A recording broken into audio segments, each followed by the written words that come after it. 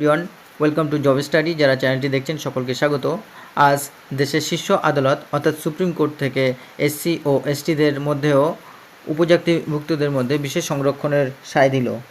তো চলুন দেখে নেওয়া যাক আজ সংরক্ষণের বিষয়ে কি বলা হলো।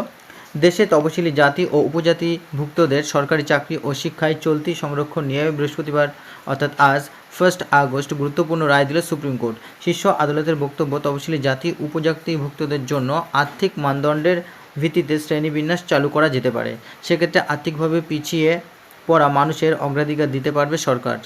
এরপরে আরও কী বলা আছে চলুন দেখে নেওয়া যাক। তপশিলি জাতি উপজাতি সংরক্ষণ নিয়ে গুরুত্বপূর্ণ রায় দিল দেশের শীর্ষ আদালত। সুপ্রিম কোর্টে গুরুত্বপূর্ণ রায়ে তপশিলি জাতি ও উপজাতিদের মধ্যে সংরক্ষণের জন্য আলাদা করে শ্রেণীবিন্যাসে সায় দিয়েছে। 7 বিচারপতির ডিভিশন বেঞ্চের 6 জন বিচারপতি তপশিলি জাতি উপজাতির পুনর্বিন্যাসের পক্ষে রায় দিয়েছেন। পিছিয়ে পড়ার শ্রেণী যাতে শিক্ষা ও চাকরিতে অধিক সুযোগ পায় তার জন্য এই রায় বলে জানিয়েছেন সুপ্রিম কোর্ট। তপশিলি জাতি ও উপজাতির মধ্যে উপশ্রেণীকে সংরক্ষণ দেওয়ার ক্ষমতা থাকবে রাজ্য সরকারের হাতে। সুপ্রিম কোর্টের রায়ে বলা হয়েছে, উপশ্রেণী চিহ্নিতকরণের বিষয়টি ভারতীয় সংবিধানের 14 নম্বর অনুচ্ছেদ উল্লিখিত সমতার নীতি লঙ্ঘন করছে না। সরকারি শিক্ষা প্রতিষ্ঠান ও চাকরিতে তপশিলি জাতি উপজাতিদের মধ্যে আলাদা শ্রেণীবিন্যাস করে আলাদা করে সংরক্ষণের সুযোগ দেওয়া যেতে পারে বলে জানিয়েছে সুপ্রিম কোর্ট। শীর্ষ আদালত জানিয়েছে, এই বিষয়ে সংশ্লিষ্ট রাজ্য সরকারের সিদ্ধান্ত গ্রহণের ক্ষমতা থাকবে। নেক্সট, সুপ্রিম কোর্টের প্রধান বিচারপতি DY চন্দ্রচূড়ের নেতৃত্বে বিচারপতির বেঞ্চের তরফে বেশ কয়েক বছর আগে রায় খারিজ করে তফসিলি জাতি জনজাতির মধ্যেও শ্রেণীবিন্যাসে সম্মতি জানানো হয়েছে। সুপ্রিম কোর্টের প্রধান বিচারপতির বেঞ্চের 6 বিচারপতি এই রায়ের পক্ষে সম্মতি জানালেও বিচারপতি বেলা ত্রিবেদী এই রায়ের বিরোধিতা করেছেন। নেক্সট, বেশ কয়েক বছর আগে সুপ্রিম কোর্টের 5 বিচারপতির সাংবিধানিক বেঞ্চ তপশিলি জাতি ও উপজাতির মধ্যে আলাদা শ্রেণীবিন্যাসের দাবি খারিজ করে দেয়। সেই সময়ে সুপ্রিম কোর্টের সাংবিধানিক বেঞ্চ জানিয়ে দেয়, তপশিলিরা সমশ্রেণীভুক্ত, তাই এদের মধ্যে আলাদা করে শ্রেণীবিন্যাসের কোনো অর্থ নেই। তবে বৃহস্পতিবার অর্থাৎ 1 আগস্ট সুপ্রিম কোর্টের ডিভিশন বেঞ্চ জানায়, তপশিলি জাতি উপজাতির মধ্যেও শ্রেণীবিন্যাসের প্রয়োজন আছে।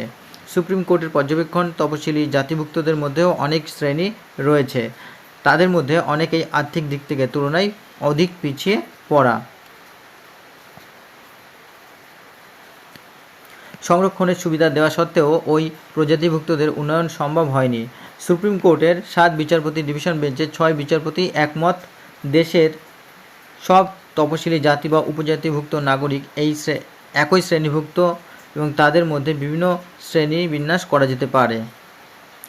এই রায়ের ফলে পুরোপুরি বদলে যেতে পারে দেশের সংরক্ষণ ব্যবস্থা, কারণ এরপর কোনো রাজ্য চাইলেই তপশিলি জাতি বা উপজাতি বা এসসি ও উপজাতিদের ভুক্তদের বা এসটি শ্রেণীবিন্যাস করে আলাদা আলাদা শ্রেণীদের জন্য আলাদা আলাদা সংরক্ষণ ব্যবস্থা চালু করতে পারে।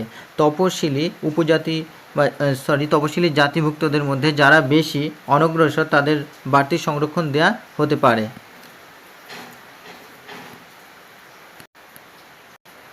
উল্লেখ্য, তপশিলি জাতি জনজাতি এমনকি ওবিসির মধ্যে অধিক পিছিয়ে পড়া অংশকে চিহ্নিত করে তাদের জন্য SC ST কোটার মধ্যে পৃথক সংরক্ষণ ব্যবস্থা চালু করেছে কয়েকটি রাজ্য।